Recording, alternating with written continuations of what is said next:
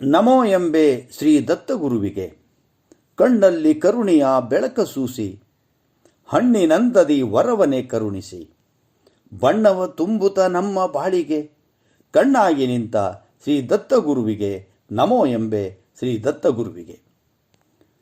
ಭಾರತೀಯ ಸಂಸ್ಕೃತಿ ಎಂಬ ಮಹಾಸಾಗರದೊಳಗೆ ಅನೇಕಾನೇಕ ಮುತ್ತುಗಳು ಅಡಗಿದ್ದು, ನಮ್ಮ ಪುರಾಣ ಇತಿಹಾಸಗಳು ಇವುಗಳ ಮಹತಿಯನ್ನು ಸಾಧ್ಯಂತವಾಗಿ ತಿಳಿಸುವುದನ್ನು ಕಾಣಬಹುದು. ಒಂದು ಪುರಾಣದ ಪ್ರಕಾರ ಸಪ್ತರ್ಷಿಗಳಲ್ಲಿ ಒಬ್ಬರಾದ ಅತ್ರಿ ಮಹರ್ಷಿಗಳು ತಮ್ಮ ಪತ್ನಿ ಅನಸೂಯ ದೇವಿಯೊಂದಿಗೆ ಚಿತ್ರಕೂಟದೊಳಗೆ ವಾಸಿಸ್ತಾ ಇದ್ದರು. ಮಹಾನ್ ಪತಿವ್ರತೆಯಾಗಿದ್ದ ಅನಸೂಯಳ ಪಾತಿವೃತ್ಯವನ್ನು ಪರೀಕ್ಷಿಸಲಿಕ್ಕೆ ಸ್ವತಃ ಬ್ರಹ್ಮ, ವಿಷ್ಣು, ಮಹೇಶ್ವರರು ಭೂಮಿಯ ಮೇಲೆ ಅವತರಿಸಿದ್ದು ವಿಶೇಷ. ಅತ್ರಿ ಮುನಿಗಳು ಅನುಷ್ಠಾನಕ್ಕೆಂದು ಹೊರಗೆ ಹೋದ ಸಮಯವನ್ನು ನೋಡಿ ತ್ರಿಮೂರ್ತಿಗಳು ಅತಿಥಿ ರೂಪದಲ್ಲಿ ಆಶ್ರಮಕ್ಕೆ ಆಗಮಿಸಿ, ತಮಗೆ ತುಂಬ ಹಸಿವಾಗಿದೆ, ಹಾಗಾಗಿ ಅತಿಥಿಗಳಿಗೆ ಇಚ್ಛಾಭೋಜನ ನೀಡುವಲ್ಲಿ ಹೆಸರುವಾಸಿಯಾದ ಅನಸೂಯ ದೇವಿಗೆ ತಕ್ಷಣ ಊಟ ಬಡಿಸುವಂತೆ ಕೇಳಿಕೊಂಡರು. ಅತಿಥಿಗಳ ಇಚ್ಛೆಯಂತೆ ಅಡುಗೆಯನ್ನು ತಯಾರಿಸಿದಾಗ ತಮಗೆ ಅನಸೂಯ ವಿವಸ್ತ್ರಳಾಗಿ ಬಡಿಸಬೇಕೆಂದು ಆಗ್ರಹಿಸಿದರು. ಅತಿಥಿಗಳ ಈ ವಿಚಿತ್ರ ಬೇಡಿಕೆಯಿಂದ ವಿಚಲಿತಳಾಗದ ಅನಸೂಯ ದೇವಿ ಅವರನ್ನು ಊಟಕ್ಕೆ ಆಹ್ವಾನಿಸಿ ಅಡುಗೆ ಮನೆಗೆ ಹೋಗಿ ಪತಿಯನ್ನು ಸ್ಮರಿಸ್ತಾಳೆ. ನಾನು ಕಾಯ ವಾಚ ಮನಸ ಪರಿಶುದ್ಧಳಾಗಿದ್ದು, ನನ್ನ ಪಾತಿವೃತ್ಯ ಮತ್ತು ಪತಿಯ ತಪಸ್ಸಿನ ಫಲ ಸದಾ ನನ್ನ ಬೆನ್ನಿಗಿದೆ. ಬಂದಿರುವ ಅತಿಥಿತ್ರಯರು ನನ್ನ ಮಕ್ಕಳಿದ್ದಂತೆ, ಅವರ ಇಚ್ಛೆಯನ್ನು ಈಡೇರಿಸುವುದು ನನ್ನ ಕರ್ತವ್ಯ ಎಂಬ ಶುದ್ಧಾಂತಕರಣದ ಭಾವವನ್ನು ತಾಳಿ ಬಡಿಸಲು ಹೊರಬಂದಾಗ ಅತಿಥಿಗಳ ಸ್ಥಾನದಲ್ಲಿ ಅಳ್ತಾ ಇರುವಂಥ 3 ಮಕ್ಕಳನ್ನು ಕಾಣ್ತಾಳೆ. ಮಾತೃತ್ವ ಭಾವದಿಂದ ಮಕ್ಕಳನ್ನು ಎದೆಗೆ ಒತ್ತಿಕೊಂಡು ಅವರಿಗೆ ಸ್ತನ್ಯಪಾನ ಮಾಡಿಸಿ ಅವರನ್ನು ಸಮಾಧಾನಪಡಿಸ್ತಾಳೆ. ಹೊರಗೆ ಹೋಗಿದ್ದ ಅತ್ರಿ ಮಹರ್ಷಿಗಳು ಆಶ್ರಮಕ್ಕೆ ಮರಳಿ ಬಂದಾಗ ನಡೆದ ವೃತ್ತಾಂತವನ್ನು ವಿವರಿಸಿದ ಅನಸೂಯ, ಸ್ವಾಮಿನ್ ದೇವೇನ್ ದತ್ತಂ, ಅಂದರೆ ಇವರು ದೇವರು ನೀಡಿದ ಮಕ್ಕಳು ಎಂತಾಳೆ. ಇದನ್ನು ಕೇಳಿದ ಅತ್ರಿ ಋಷಿಗಳು ತಮ್ಮ ದಿವ್ಯ ದೃಷ್ಟಿಯಿಂದ ತ್ರಿಮೂರ್ತಿಗಳನ್ನು ಕಂಡು 3 ಮಕ್ಕಳಿಗೆ ದತ್ತ ಎಂದು ನಾಮಕರಣ ಮಾಡಿದ್ದಾರೆ. ದತ್ತ ಎಂದರೆ ಬೇಡಿದ್ದನ್ನು ಕೊಡುವವನು ಎಂದರ್ಥ. ಅನಸೂಯ ದೇವಿಯ ಪವಿತ್ರ ಮನಸ್ಸು ಮತ್ತು ಪಾತಿವೃತ್ಯಕ್ಕೆ ಮೆಚ್ಚಿದ ತ್ರಿಮೂರ್ತಿಗಳು ತಮ್ಮ ನಿಜ ರೂಪದೊಂದಿಗೆ ಪ್ರತ್ಯಕ್ಷರಾಗಿ ಏನು ವರ ಬೇಕು ಅಂತ ಕೇಳಿದಾಗ ದಂಪತಿಗಳು, ಈ ಮಕ್ಕಳು ನಮ್ಮ ಮನೆಯಲ್ಲಿಯೇ ಇರಲಿ ಎಂದರು. ತಥಾಸ್ತು ಎಂದು ಹೇಳಿದ ತ್ರಿಮೂರ್ತಿಗಳು ವರ ನೀಡಿ ತಮ್ಮ ಅಂಶರೂಪಿ ಮಕ್ಕಳನ್ನು ಅಲ್ಲಿಯೇ ಬಿಟ್ಟು ತಮ್ಮ ತಮ್ಮ ಲೋಕಕ್ಕೆ ಹೋಗ್ತಾರೆ. ಬ್ರಹ್ಮದೇವನಿಂದ ಚಂದ್ರ, ವಿಷ್ಣುವಿನಿಂದ ದತ್ತ ಹುಟ್ಟಿದರೆ ಶಂಕರನ ಅಂಶದಿಂದ ದೂರ್ವಾಸರಾಗ್ತಾರೆ. ನಂತರ ದಂಪತಿಗಳ ಅನುಮತಿಯನ್ನು ಪಡೆದು ಚಂದ್ರನು ಚಂದ್ರಲೋಕಕ್ಕೂ ಮತ್ತು ದೂರ್ವಾಸರು ತಪಸ್ಸು ಮಾಡಲಿಕ್ಕೂ ತೆರಳಿದರೆ ನಾರಾಯಣ ಸ್ವರೂಪಿಯಾದ ದತ್ತದೇವರು ಅನಸೂಯ ಮಾತೆಯೊಂದಿಗೆ ಭೂಲೋಕದಲ್ಲಿ ನೆಲೆ ನಿಂತು ಲೋಕರಕ್ಷಕನಾಗಿ ಭಕ್ತ ಜನರನ್ನು ಪೊರೆಯುತ್ತಿರುವುದು ವಿಶೇಷವಾಗಿದೆ. ಅತ್ರಿ ಮಹರ್ಷಿಗಳ ಪುತ್ರನಾದ ದತ್ತಾತ್ರೇಯನಿಗೆ ಅತ್ರೇಯ ಅಂತಲೂ ಕರೆಯುತ್ತಾರೆ.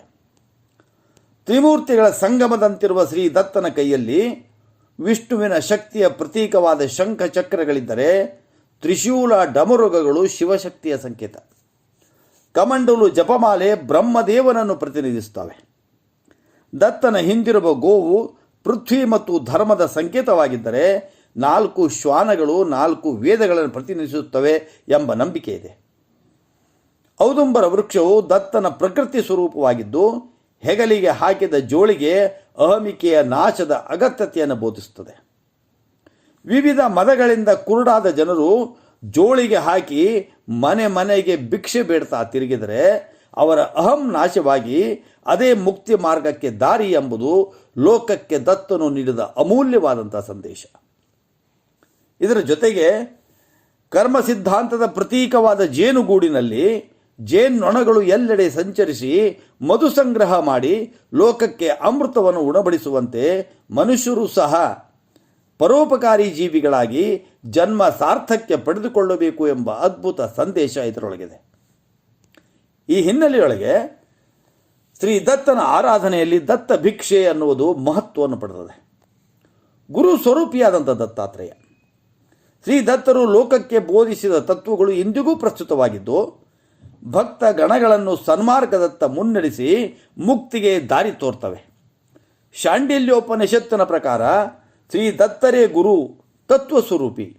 ಅವನೇ ಮಾರ್ಗ, ಅವನೇ ಧ್ಯೇಯ, ದಾರಿ, ಗುರು ಎರಡೂ ಆಗಿರುವವನೇ ಶ್ರೀದತ್ತ. ಶ್ರೀದತ್ತ ಪ್ರಹ್ಲಾದ ಮತ್ತು ಕಾರ್ತವೀರ್ಯ ಮೊದಲಾದವರಿಗೆ ಜ್ಞಾನೋಪದೇಶ ನೀಡಿದ ಉಲ್ಲೇಖ ಪುರಾಣಗಳಲ್ಲಿದೆ.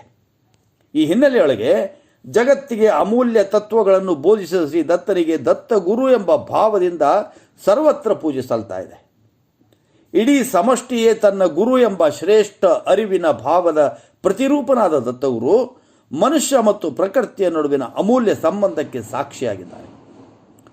ಪೃಥ್ವಿಯನ್ನು ಗುರು ಎಂದು ತಿಳಿದ ದತ್ತನ ಪ್ರಕೃತಿ ಮನೋಭಾವದ ಸಂಕೇತವಾಗಿ ಅತ್ತಿ ಅಂದರೆ ಔದುಂಬರ ವೃಕ್ಷವನ್ನು ಪೂಜಿಸಲಾಗ್ತದೆ.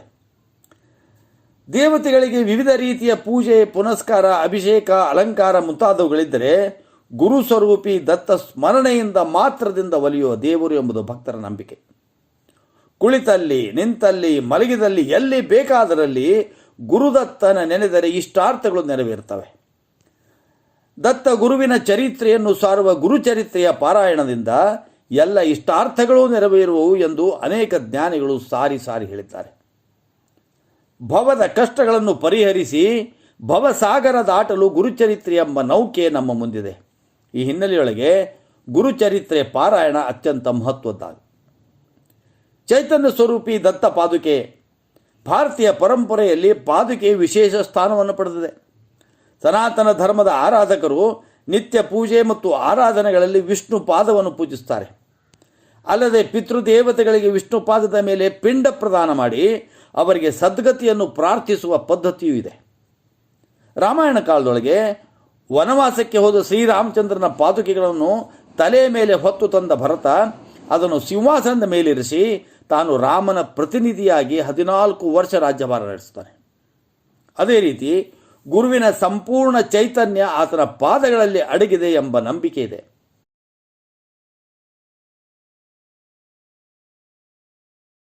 ತ್ರಿಮತಸ್ಥ ಆಚಾರ್ಯರು ಮತ್ತು ಅವಧೂತ ಪರಂಪರೆಯಲ್ಲಿ ಗುರು ಪಾದ ಪೂಜೆ, ಗುರು ಪಾದುಕಾ ಪೂಜೆಗೆ ಬಹಳ ಮಹತ್ವ. ಈ ಹಿನ್ನೆಲೆಯೊಳಗೆ ಗುರುವಿನ ಚೈತನ್ಯ ರೂಪಿ ದತ್ತ ಪಾದುಕೆಗಳನ್ನು ಪೂಜಿಸುವ ಸಂಪ್ರದಾಯ ಬೆಳೆದು ಬಂದಿದೆ. ಹರಿಮುನಿದರೆ ಹರ ಕಾಯುವ, ಹರಿಮುನಿದರೆ ಹರ ಕಾಯುವ, ಹರಮುನಿದರೆ ಗುರು ಕಾಯುವ ಎಂಬ ನಾಣ್ಣುಡಿಯಂತೆ ದತ್ತಗುರು ಎಂದಿಗೂ ಸಿಟ್ಟಾಗದೆ ಸದಾ ಪ್ರೀತಿ, ವಾತ್ಸಲ್ಯ, ಅಂತಃಕರಣದಿಂದ ಭಕ್ತರನ್ನು ಕಾಯುತ್ತಾನೆ ಎಂಬುದು ಅವಧೂತರ ಅನುಭವದ ನುಡಿ. ಗುರುವಿನ ಗುಲಾಮನಾಗುವ ತನಕ ದೊರೆಯದಣ್ಣ ಮುಕುತಿ ಎಂಬ ಪುರಂದರದಾಸರು ನುಡಿದ ಸಂದೇಶದಂತೆ ನಾವೆಲ್ಲ ಭಕ್ತಿ ಮಾರ್ಗದಲ್ಲಿ ನಡೆದು ಶ್ರೀ ದತ್ತಗುರುವಿಗೆ ಶರಣಾಗಿ ಜನ್ಮ ಸಾಫಲ್ಯ ಪಡೆಯೋಣ. ಗುರು ಗೋವಿಂದರೀರ್ವರು ಎದುರಾಗಲು, ಗುರು ಗೋವಿಂದರೀರ್ವರು ಎದುರಾಗಲು ಯಾರಿಗೆ ಅಗ್ರಪೂಜೆ ಎಂಬ ದ್ವಂದ್ವವೇತಕ್ಕೆ. ಗುರು ಗೋವಿಂದರೀರ್ವರು ಎದುರಾಗಲು ಯಾರಿಗೆ ಅಗ್ರಪೂಜೆ ಎಂಬ ದ್ವಂದ್ವವೇತಕ್ಕೆ. ಹಿರಿಯನೋ ಗುರು ಗೋವಿಂದರ ತೋರ್ಪನು, ಗುರುವಿಂಗೆ ತಲೆಬಾಗು ಶ್ರೀ ವೆಂಕಟ, ಗುರುವಿಂಗೆ ತಲೆಬಾಗು ಶ್ರೀ ವೆಂಕಟ. ನಮಸ್ಕಾರ.